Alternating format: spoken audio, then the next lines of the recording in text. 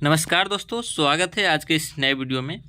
आज के इस वीडियो में हम क्या बताने वाले ये तो आप लोग को पता चल ही गया होगा, फिर भी बता देते हैं कि आज के इस वीडियो में हम लोग क्या बात करने वाले। तो आज के इस वीडियो में हम लोग विटामिन्स के बारे में बात करने वाले। इसमें जितने भी विटामिन्स हैं वो सभी के बारे में बात करेंगे, सभी का रासायनिक नाम देखेंगे क्या है, सभी के प्रमुख स्रोत देखेंगे, इसकी कमी से कौन कौन से रोग होते हैं और इससे ज़्यादा होने से कौन कौन से रोग होते हैं, और सभी विटामिन का खोज कब हुआ था और किसने किया था। तो ये सारी जानकारी आज की इस वीडियो में बताया जाएगा, तो वीडियो को लास्ट तक जरूर देखिएगा।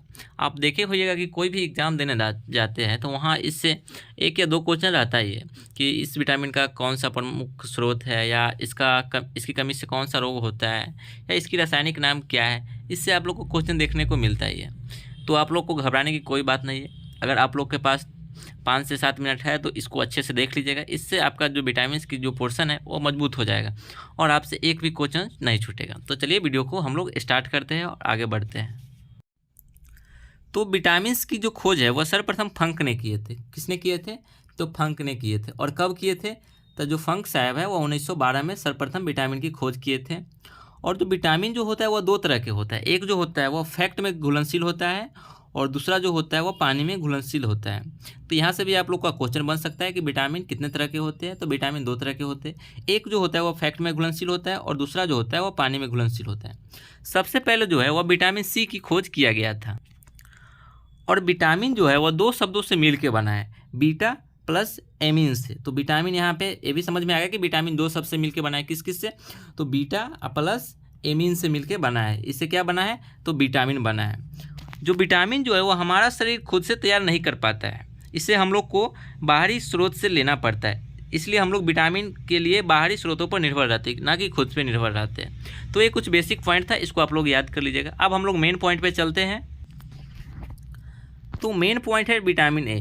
तो विटामिन ए का जो खोज हुआ था वह एल्मर डी मैकुलन किए थे और मार्गुराइट डेविस ने किए थे। और कब किए थे? तो ये 1912 से 1914 के बीच में किए थे। और विटामिन ए का जो रासायनिक नाम है वह क्या है? रेटिनॉल इसका रासायनिक नाम है। और इसकी कमी से कौन कौन से रोग होते हैं? तो इसकी कमी से रतौंधी, हाइपर केरोटेसिस और कैरोटोमेलेसिया, ये सब इसके कमी से होते हैं। तो ये आप लोग याद कर लीजिएगा, ये बहुत ही ज़्यादा पूछा जाता है। सबसे ज़्यादा तो इसका रासायनिक नाम क्या है इससे पूछा जाता है, और इसकी कमी से कौन कौन से रोग होते हैं ये पूछा जाता है, ये विटामिन ए से। और विटामिन ए का जो प्रमुख स्रोत है वह क्या है? तो विटामिन ए का जो प्रमुख स्रोत है वह गाजर है, दूध है, अंडा है, फल है। इससे क्या होता है? इससे हम लोग को विटामिन ए प्राप्त होता है। और जो विटामिन ए जो है वह वसा में घुलनशील होता है, और इससे ज़्यादा होने से हाइपर विटामिनोसिस रोग होता है।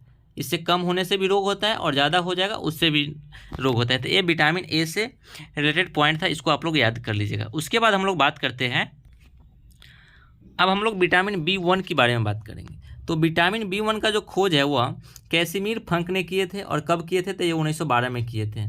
इसका जो रासायनिक नाम है वह थायमिन है। किसका? विटामिन B1 का। और इसकी कमी से जो रोग होता है वह बेरी होता है, और होता है वेरी निके, कोर्सेकोफ और सिंड्रोम। ये रोग होता है इसकी कमी से। किसकी? विटामिन B1 की कमी से ये रोग होता है। और विटामिन B1 का जो प्रमुख स्रोत है वह क्या है? तो उसका जो प्रमुख स्रोत है वह मूंगफली है, आलू है, सब्जियां है। इस सब से क्या प्राप्त होता है? तो इस सब से हम लोग को विटामिन ए प्राप्त होता है। और यह पानी में घुलनशील होता है, याद कर लीजिएगा।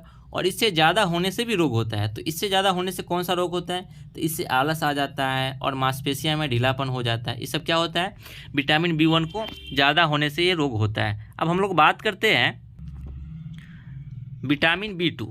अब विटामिन B2 का जो खोज है वह कौन किए थे? तो वो D.T. स्मिथ और D.G. हेड्रिक किए थे। और कब किए थे? तो 1926 में किए थे। और इसका जो रासायनिक नाम है वो क्या है? तो विटामिन B2 का जो रासायनिक नाम है वह हाइपोफ्लेविन, ये इसका रासायनिक नाम है। ये आप लोग याद कर लीजिएगा, बहुत ही ज़्यादा इंपॉर्टेंट है। और विटामिन B2 की कमी से जो रोग होता है वह होता है अरबी बोफ्लेविनोस, ये इसकी कमी से होता है। और एक होता है ग्लोसिटिस, और एक और होता है वह होता है एगुलर स्टामिटाइटिस, ये इसकी कमी से रोग होता है। तो ये आप लोग इसको याद कर लीजिएगा।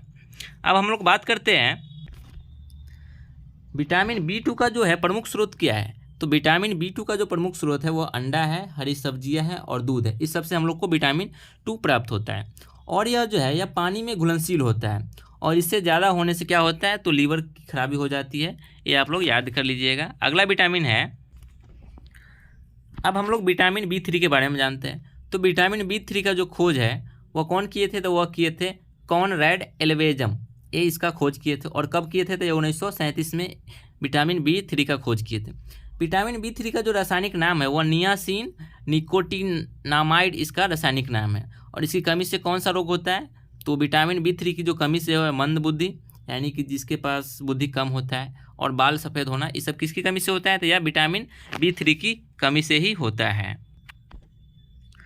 विटामिन B3 का जो प्रमुख स्रोत है वह क्या है, तो विटामिन B3 का जो प्रमुख स्रोत है वह है मांस, मूंगफली, दूध, टमाटर, ये सब क्या है, ये विटामिन 3 का जो है प्रमुख स्रोत है, इसी से हम लोग को प्राप्त होता है। और जो विटामिन 3 है वह पानी में घुलनशील होता है, और इससे भी ज़्यादा होने से क्या होता है, तो लीवर में खराबी आ जाता है। किससे, विटामिन B3 की ये ज़्यादा होने से। अब हम लोग बात करते हैं विटामिन B5। तो विटामिन B5 का जो खोज है वह फंक साहब ने किए थे, और इसका खोज जो है वह 1931 में ही किया गया था। और विटामिन B5 का जो रासायनिक नाम है वह क्या है, तो वह है पेंटोथेनिक एसिड, इसका रासायनिक नाम है। और इसकी कमी से कौन सा रोग होता है, तो इसकी कमी से त्वचा दाद और पेलार्ग, ये रोग इसकी कमी से होता है।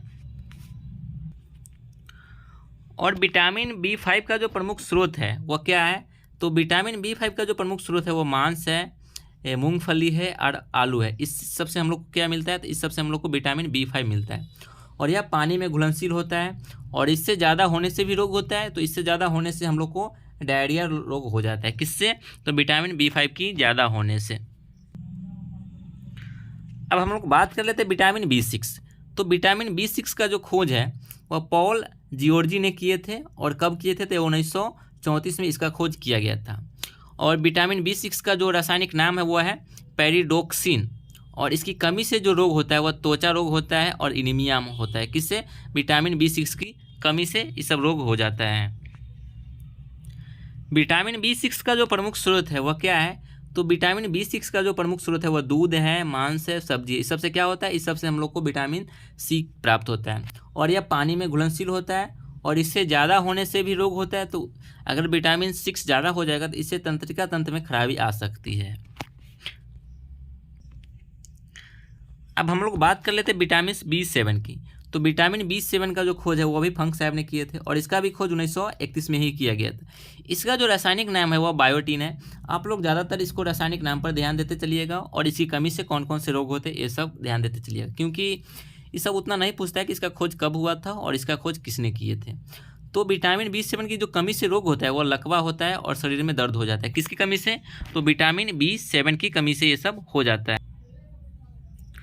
और विटामिन B7 की जो प्रमुख स्रोत है वह क्या है, तो ये जो ईस्ट से प्राप्त होता है, गेहूं से प्राप्त होता है, और अंडा से प्राप्त होता है। कौन सा, तो विटामिन B7। और ये क्या होता है, ये पानी में घुलनशील होता है। कौन सा, विटामिन B7, ये आप लोग याद कर लीजिएगा। अब हम लोग बात कर लेते हैं विटामिन B9। तो विटामिन B9 का जो खोज है वह लूसी बिल्स ने किए थे, और कब किए थे, तो 1933 में किए थे। इसका जो रासायनिक नाम है वो क्या है, तो इसका जो रासायनिक नाम है वो फोलिक एसिड नाम है। और इसकी कमी से जो रोग होता है वो होता है मेगलोब्लास्टिक एनीमिया। किसकी कमी से, तो विटामिन B9 की कमी से ये रोग होता है। तो इसको आप लोग याद कर लीजिएगा, और इसका रासायनिक नाम याद कर लीजिएगा।